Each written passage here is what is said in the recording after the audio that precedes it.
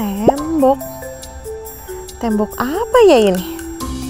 Pasti sih ini dari Alkitab. Oh, mungkin aku bisa cari di aplikasi yang punya Superbook itu tuh. Apa ya namanya? Oh iya. Ini dia. Coba kita cari. Ketemu. Ternyata benar-benar itu dari Alkitab. Itu namanya tembok Yerusalem yang hancur di zamannya Nehemia. Wah, keren banget sih aplikasi ini. Kalian tahu nggak aplikasinya? Iya, itu betul, Superbook Kids Bible. Kita bisa belajar Alkitab dengan cara yang seru pakai aplikasi ini loh. Bukan cuma Alkitab aja, ada juga tokoh Alkitab. Terus kita juga bisa main games dan ada video animasi. Ayo download sekarang supaya kita bisa belajar Alkitab dengan cara yang seru. Jadi promosi detektif. Maaf ya, soalnya kalau ada yang keren-keren gitu harus dibagiin. Lanjut ke topik kita. Tadi apa namanya? Oh betul, tembok Yerusalem. Kalian ingat nggak sama ceritanya Nehemia? Kalau kalian lupa, kalian bisa klik thumbnail yang ini ya. Nih, kita lihat kisah singkat dan penjelasan sejarahnya dari Joya. Ayo kita lihat sama-sama.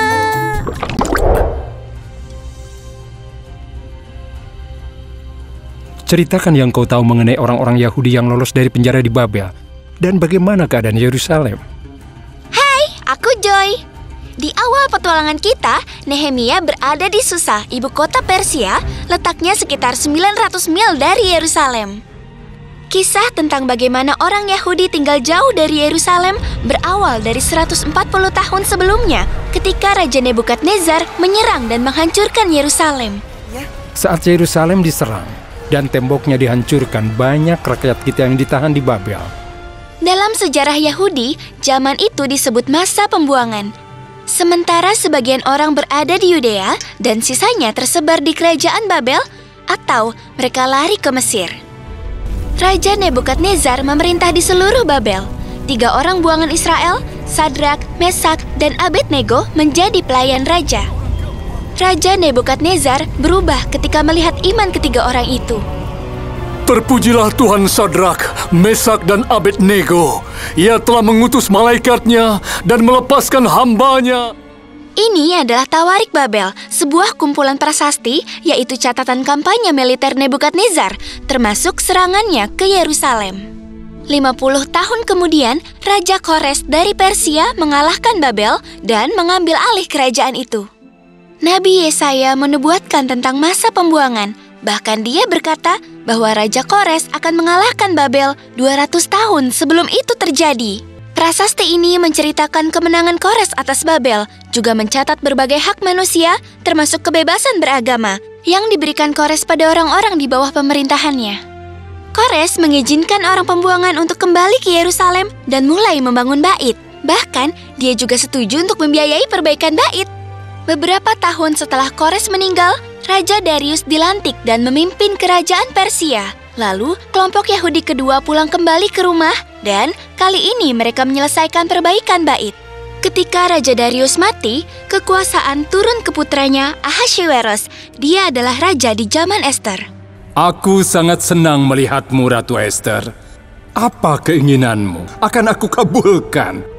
Artasasta, putra Ahasveros, menjadi raja. Dialah yang dilayani oleh Nehemia.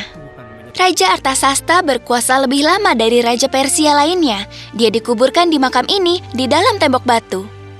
Makamnya berada di sebelah Raja Darius dan Ahasveros. Mereka dikuburkan di utara Persepolis atau Iran masa kini. Ia memberiku surat dari raja yang meluluskan permintaannya. Juga kita harus memberikan kayu untuk ide gilanya itu. Nehemia tahu kalau orang-orang akan menentang rencananya. Tapi dia mendapat surat jalan yang menjamin barang siapa yang mengganggu Nehemia akan dihukum. Dan Sanbalat harus berpikir keras untuk menghentikan Nehemia. Lihat tembok yang sedang mereka bangun. Tenaga seekor rubah saja bisa menghancurkan tumpukan batu ini. Tugas untuk membangun kembali tembok di sekeliling kota cukup menakutkan, terutama untuk mereka yang belum berpengalaman. Tapi dengan penyertaan Tuhan dan kerjasama yang baik, temboknya bisa selesai dengan sangat cepat. Dan bagian dari bangunan itu masih bertahan sampai sekarang, 2.500 tahun kemudian. Cukup pertanyaan untuk hari ini. Mari kita lihat apalagi yang bisa kita pelajari dari Nehemia dan tembok Yerusalem. Orang-orang tahanan yang kembali menghadapi banyak masalah. Dan mereka dipermalukan. Tembok Yerusalem telah runtuh dan gerbangnya terbakar. Sebuah kota tanpa tembok berarti tidak punya pertahanan. Walaupun beberapa orang kembali ke Yerusalem, mereka tidak akan bisa bertahan tanpa tembok. Nehemia adalah juru minuman raja. Tuhan menaruh Nehemia di posisi yang tepat untuk tugas ini. Tugas dari juru minuman raja adalah memilih dan memastikan minumannya tidak beracun. Jadi raja pasti mempercayai juru minumannya. Raja Artasasta cukup percaya pada Nehemia sehingga menjadikannya gubernur Yudea dan mengizinkannya membangun tembok. Jika ia berhasil, kita akan kehilangan kuasa kota ini. Tetangga Yudea tidak suka tembok dibangun. Sanbalat adalah bupati Samaria sampai ke utara. Tobia orang Amon adalah bupati Gilead ke barat. Dan Geshem adalah orang Arab yang menguasai Arab ke selatan. Surat ini berasal dari zaman itu yang dibuat oleh komunitas Yahudi di Mesir menunjuk pada Sanbalat bupati Samaria. Mangkuk perak ini terukir nama Geshem dan menjadi hadiah dari keturunan Geshem untuk pemerintah Mesir. Aku telah mengirim 4 pesan untuk memancingnya ke lembah Ono untuk membunuhnya. Ono adalah daerah yang letaknya 7,5 mil dari Java. Ini dianggap sebagai daerah netral, tapi Sanbalat ingin menjauhkan dan mencelakai Nehemia. Tapi beruntung, Nehemia tidak terjebak. Telah tersebar rumor di bangsa-bangsa kalau kita membangun tembok karena ingin memberontak, karena aku ingin menjadi raja mereka. Musuh Nehemia mencoba untuk menyebarkan kebohongan. Mereka berharap kalau Raja Persia percaya, Raja akan membunuh Nehemia. Ukiran Raja Darius di tembok ini berasal dari Iran. Ukurannya 18 meter. Ditulis dalam 3 bahasa, berisi peringatan bagi siapapun yang ingin maju melawan Persia.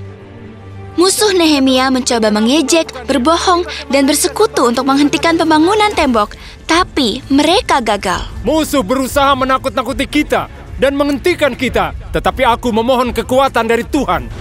Lewat doa, hikmat, dan kewaspadaan, Nehemia siap untuk menyelesaikan tugas yang Tuhan berikan. Janjinya yaitu jika umatnya bertobat dan mengikuti perintahnya, maka orang-orang Israel yang tersebar akan kembali ke negeri nenek moyang mereka. Mereka akan pulang ke Yerusalem yang telah bangkit dari kehancuran dan kekalahan. Saat mereka mendekati tembok-tembok ini dan memasuki gerbang-gerbang yang gagah ini, mereka akan menjadi semakin makmur melebihi nenek moyang mereka.